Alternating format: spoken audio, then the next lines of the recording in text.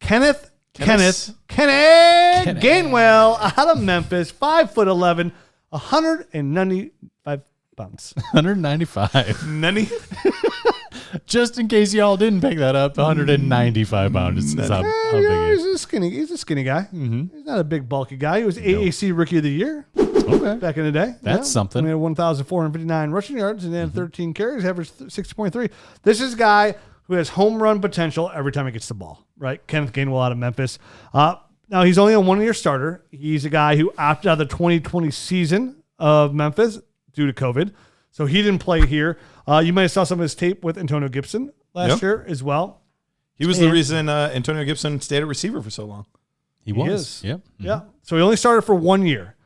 This guy who, like I said, good vision, home run potential, one cut and get upfield in a hurry kind of guy.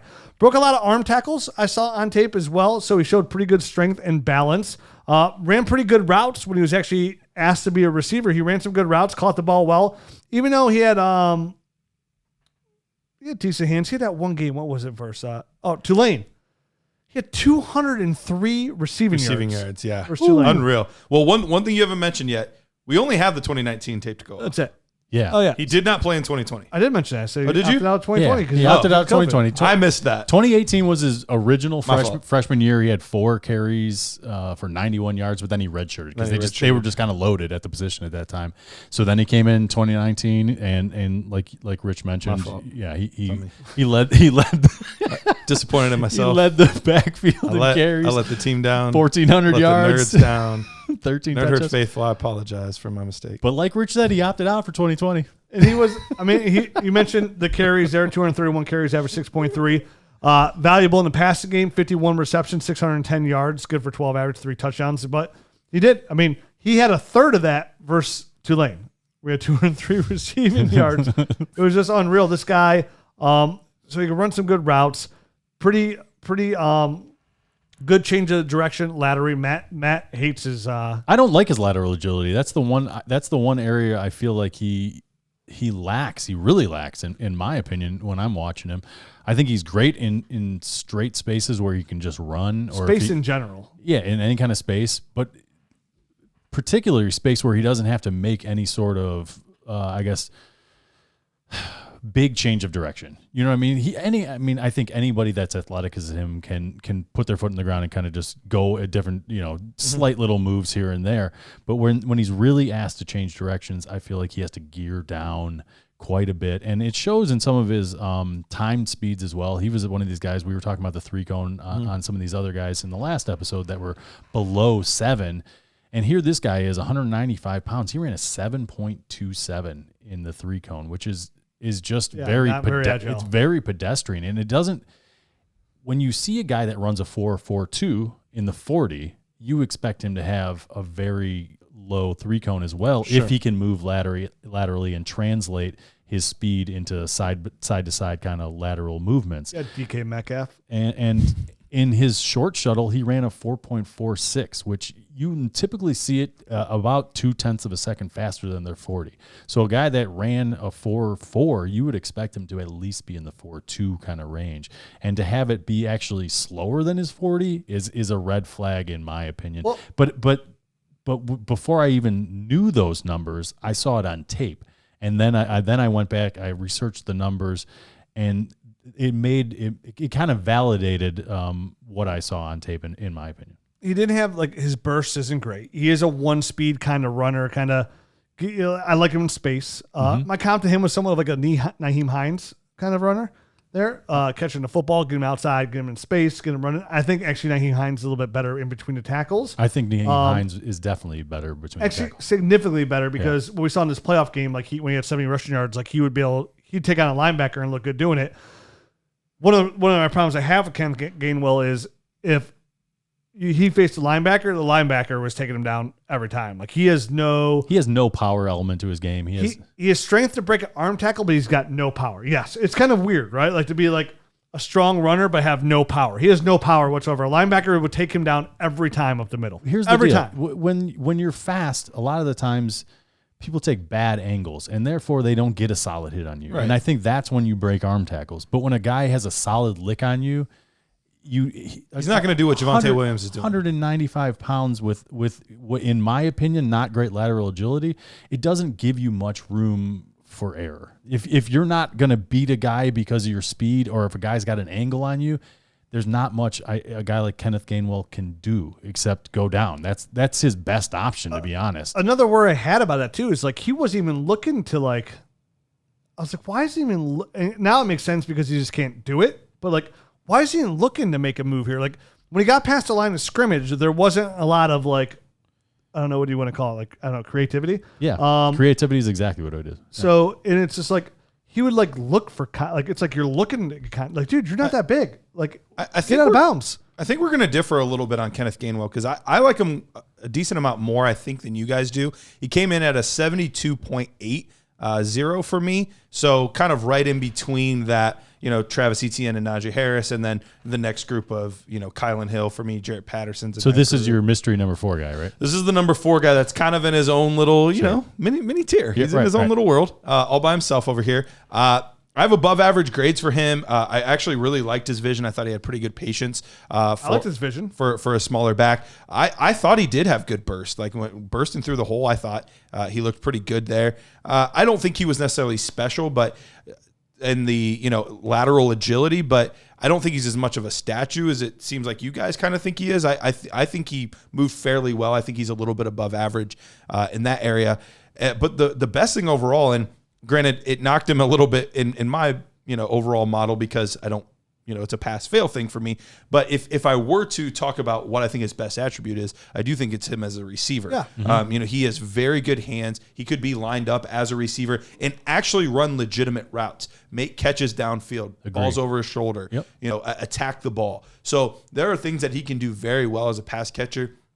The thing that gives me a little bit of confidence too, and this is just reading between the lines, a lot can change over the course of a year. Supposedly for some of these guys, they opted out due to COVID. I get it if that was really the reason. I think there were a lot of them that felt like, like Jamar Chase. He didn't have anything to prove really, Right. His position wasn't going to get better. Like right. Joe Burrow was gone. Exactly. One of his other wide receivers is gone. A lot of the pieces were leaving. Why go and expose yourself to that? Yeah, so it's interesting. I don't personally know with Kenneth Gainwell if it was legitimately due to COVID or if he just felt confident enough. But to be able to declare after taking an entire season off, you have to feel fairly confident in your draft stock. To be able to say, like, I'm going to take a whole year off and then I'm going to declare without coming back and proving what I did as a freshman and proving what I did. So that leads me to believe that he's pretty safely a day 2 pick. I would be shocked if he didn't go in the 3rd round. Mm-hmm. If he went in the 4th or 5th, I would be shocked. And I think the tape is good enough too to say that, in a perfect world, maybe he's the last pick of the 2nd round or something like that. But I think he's pretty safely a 3rd round pick in the NFL draft. Now, to be fair, I like him more than Matt. Okay. So like I was just going on Matt's negatives to tell you what I saw, what he saw, why he's negative. Now on the positives, I like a lot of the positive things he does as well. My big things here that I have outlined is he ran really, really good routes. He caught the ball well. Even played some wildcat there at Memphis a little bit as well. So he's a little athletic there. At 203 receiving yards is a great game.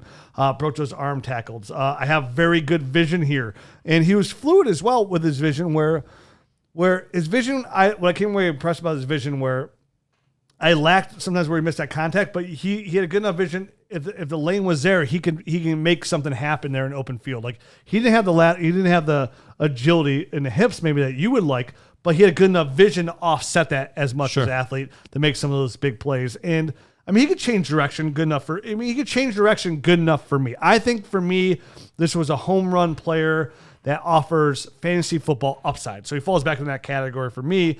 I like his receiving ability, and I play in all PPR leagues. So to me, Kenneth Gainwell is an asset that I'm somewhat interested in. If you made the case of what you said, he goes in the 3rd round, well, that's a nice bump. I could easily see him in the right system falling into a late 2nd round rookie pick, essentially. It depends because I want to see where he falls in this running back class. Out of all the running backs I scouted, he's in that tier, right? Like he's there with like Khalil Herbert for me. Like I like Khalil Herbert. I like Kenneth So you don't Gainwell. really have, that awkward middle tier that I'm talking about. It's really the big 3 and then everybody else. I mean, I guess I can see why Kenneth Gainwell will stand out for you. I do think he's a really nice player, so I could easily put him in. I get a vision with his pass catching ability. I can envision him being in that tier by himself. But again, where is he going to get drafted to fill that scheme? Like, once he gets drafted and fulfills that his destiny of being in that scheme fit, I know that's how he's going to be used, like with a high draft pick like that. Then yeah, he's in his own tier for me. He is another guy similar to Chuba, where I could see, like, they're a little bit lanky. I could see him adding some weight and filling out a little bit too, which would help his game. I think he needs to. I mean, 195 pounds.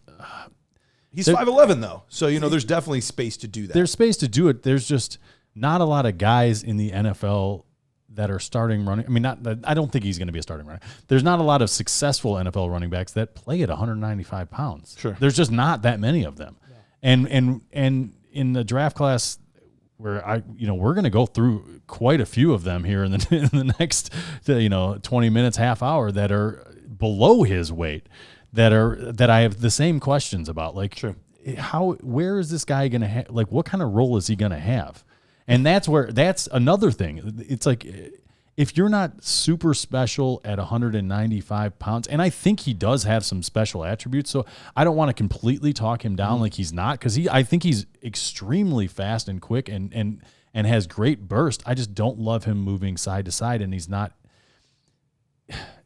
I struggle to figure out exactly the kind of role that he's going to be in that's going to equate to fantasy production. His fantasy production comes from a scheme. It's going to be PPR dependent. Yeah, PPR dependent, where they use him how they use him in Memphis, where they keep him in space. He's in like an outside zone, get him open, get him outside, get him that lane where he made the cut and get upfield. Like, he's going to be that kind of player. That's how I envision fantasy success, at least, because I'm with you. He's not an in-between tackle. He's not an every down runner there, but there's some option there. And you're right. There's a lot of small guys in here, and there's not a lot of successful small guys in the NFL today. Over the past 2 years, combining the classes, Keyshawn Vaughn, nerd score-wise, would have come in as our RB 10. So there would have been 7 running backs that would have been in the top 10 from last year's class, 3 in this year's class. So not a huge surprise. Kenneth Gainwell was right behind him, though, at literally, so it was 72.8, and this was 72.2. So Kenneth Gainwell right behind him. And then Zach Moss, we were kind of lower on him. We had him at a 68. Okay. We were a little bit lower on Zach Moss than the rest of the community. Yeah. But he was right there with like Keyshawn Vaughn, which we kind of saw. But it's just, I want to put that kind of emphasis on there too. So Gainwell, a nice prospect, but I think he falls. Running back 4 versus running back 7 in last year's class. Correct.